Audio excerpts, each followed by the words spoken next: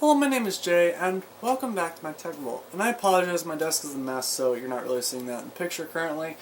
But I promise that will change. I've got a couple cool projects that I'm working on, so please bear with me on that one. I know the desk is a popular, important part of this channel. But today we're going to be talking about the RTX Super series of cards. And not only we're going to go over the specs, some of the releases, and some of the information, but we're also going to give my personal take on them, why you should be concerned and why you shouldn't be concerned, and kind of all the implications that they have. So, first off, I'm going to cut right to the chase. There is an RTX 2080 Super, 2070 Super, and a 2060 Super. Pretty much it's just like a TI. It's a, why they couldn't have done TIs, I have no idea, but pretty much it's a 2080 Ti in a sense, between the actual 2080 Ti and the 2080, it falls kind of in between there. A 2070 Super or Ti, a 2060 Super or Ti. Why they decided they were going to not do the Ti scheme, I could kind of see why, especially for the 2080. But I easily could have seen a different naming scheme. But Super, sure, it's a super way of doing things. Not really. So, the biggest implication and the biggest, I guess, out of the box thing that we weren't expecting was the RTX 2060 Super. This has, unlike the 2060, 8 gigabytes of total VRAM of GDDR6. It has, I believe, a slightly bit more amount of CUDA cores. It has a slightly bit more amount of RT cores. Basically, overall, it performs equivalent to the 1080. So, quite an odd way to look at things, I would agree.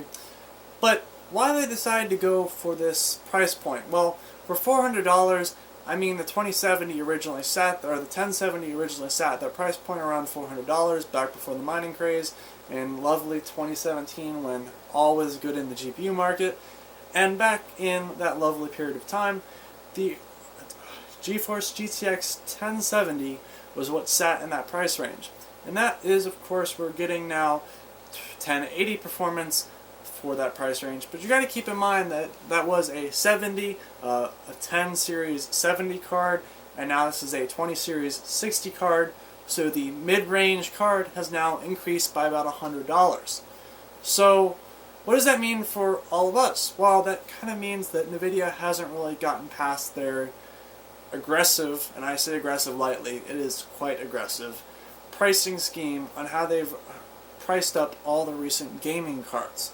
Now, everyone's aside that if you look back in the past, this is the most expensive series of cards in history, even with inflation, even with all the different things factored in. These cards are way more expensive than any other series of cards out there.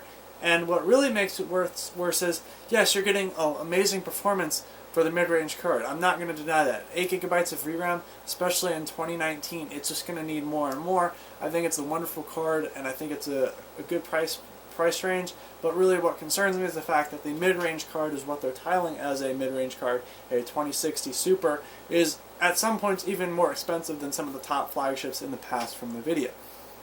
Now obviously that was a while ago, so please forgive me on that one. But you look at the 1080, which was $500, and you look at the 1080 Ti, which is roughly $700. I got mine for $650. So we're talking about flagships going from $650 upwards to $1,000, which is just absolutely insane.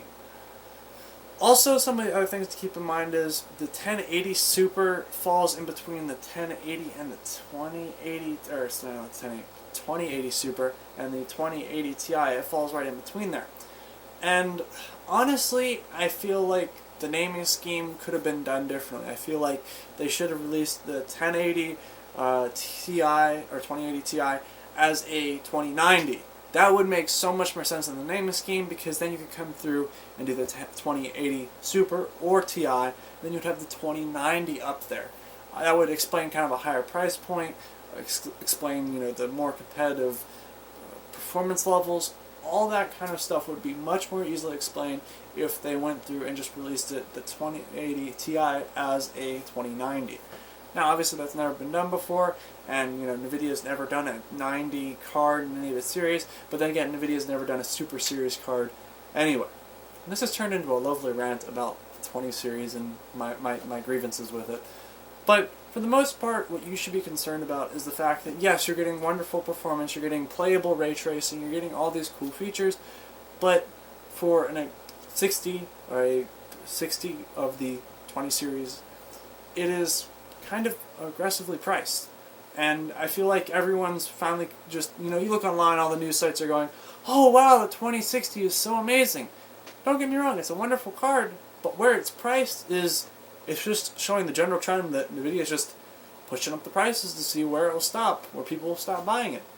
And I just think that overall in the future, since people are still buying it and people are finally so excited to get good card performance, honestly, I just think that the prices are going to keep going up, and maybe in a year or so, or 2 years or 3 years down the line, we'll all be happy to get a, 3050 with 1080 Ti performance for like $500. I just feel like that's where it's going, and that's a little outrageous, I know, but kind of you see what I mean by that. It seems like it's just aggressively getting higher and higher in the price range, and I really feel like looking forward, it's not a general trend that we want to keep. So right now, whoever you are, if you're interested in getting a 2060 Super, I'd say at least hold out to Navi.